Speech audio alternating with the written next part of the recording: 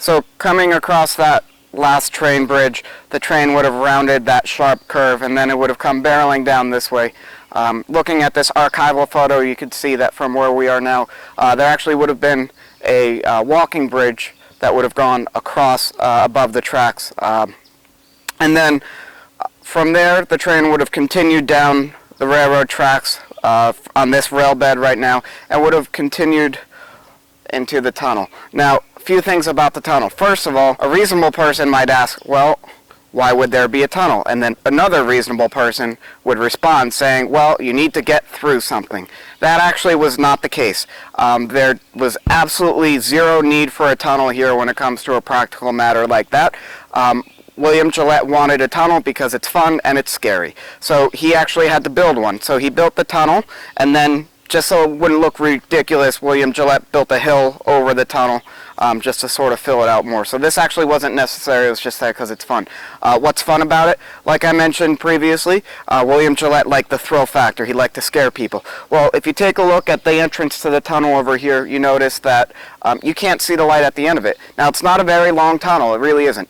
But William Gillette designed it with a blind curve. So at the other end of this tunnel, there is a sharp curve to the right, and what that does is that blocks the light from coming all the way through the tunnel. So again, it was just there as a thrill factor. So we are going to bravely make our way through the tunnel and catch up with you on the other side. Hey everybody, so we made it through to the end of the tunnel.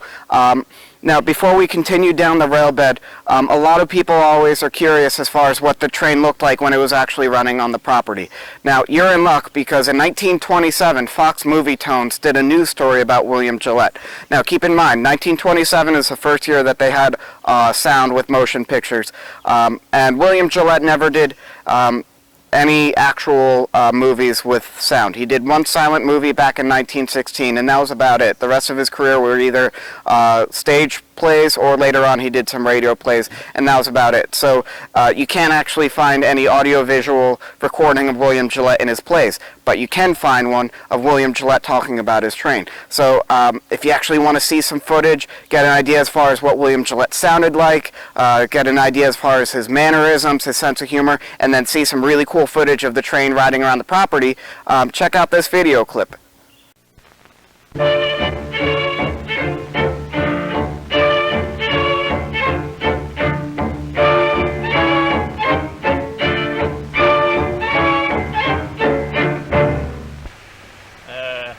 Ever since I was an infant, and for all I know before, I've had the idea that I'd like to drive a locomotive.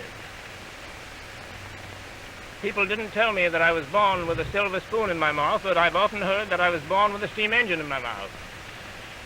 And at last I've got one. I had to build one so as to drive it. It's a long while since that occurred, but now I've got my wish at last. And I'd like to see if some of you wouldn't like to come and take a ride, or maybe. We'll have a little ride around the place. What do you say? All right, we'll do it. Good thing, yes. All right. Goodbye.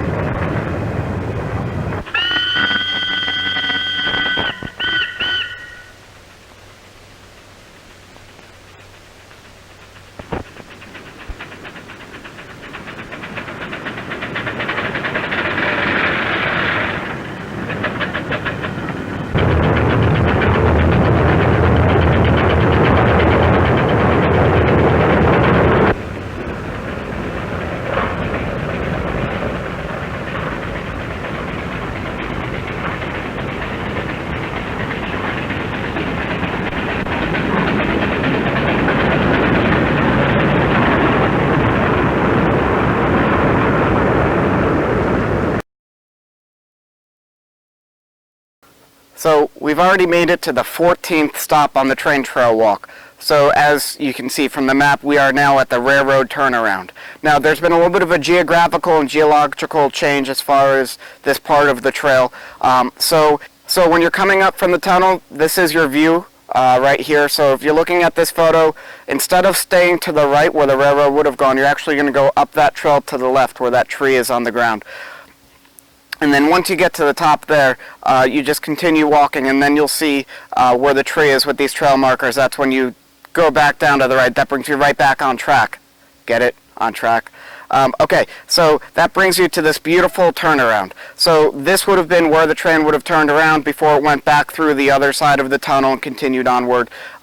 So it's just an area that was blasted out. William Gillette, just like he did for a lot of other parts of the railbed, blasted out the area to keep it level, and then he put up the rock walls to keep everything well supported. It's definitely really cool to check out. A lot of nice rock formations, especially when you're first coming down the trail. There's a really cool cave on your left that you definitely don't want to miss. Special shout out to AmeriCorps. Back in October of 2018, they sent about 11 of their volunteers to Gillette Castle State Park, and they spent about 2 weeks doing about 3 years worth of trail work. It was absolutely amazing. One of the big things that they did is they actually cleared out this area. So this cutout, this turnaround that I'm standing in right now, actually would not have been passable before they came in here to do a cleanup. So we do appreciate that this is now completely accessible. It's fairly manageable to walk through.